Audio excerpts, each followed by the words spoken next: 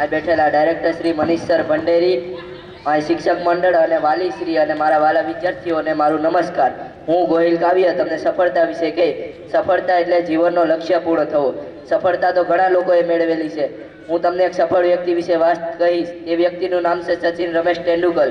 તેમણે ક્રિકેટમાં સફળતા મેળવી હતી. તેમનો અર્જુનની જેમ માત્ર એક જ લક્ષ્ય હતો, ક્રિકેટ. અને તેમણે અંતે ક્રિકેટના ભગવાન પણ કહેવાય છે. સફળતા મેળવવા માટે આપણામાં એટલા ગુણો હોવા જોઈએ: વફાદારી, ઈમાનદારી, આત્મશ્રદ્ધા અને મહેનત.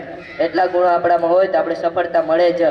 સફળતા મેળવવા માટે મુખ્ય છે પરિશ્રમ. આપણે પરિશ્રમ કરવો પડે.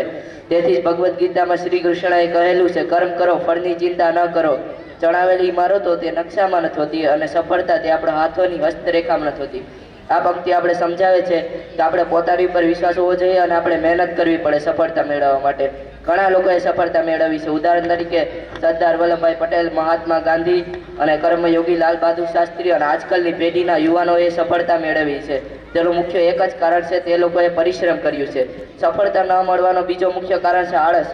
ઘણા લોકો તેમના જીવનમાં આળસ કરતા હોય છે, તેથી તેમને સફળતા મળતી નથી અને તે પાછળ જતા રહે છે. હું તમને એક સારા વ્યક્તિ વિશે કહીશ. તે વ્યક્તિનું નામ છે કર્મયોગી લાલ બહાદુર શાસ્ત્રી. તેમણે કોઈ દિવસ આળસ ન કરી અને તે સામાન્ય પરિવારમાંથી ઉઠી અને દેશના વડાપ્રધાન જેવા ઊંચા સ્થાન સુધી પહોંચ્યા.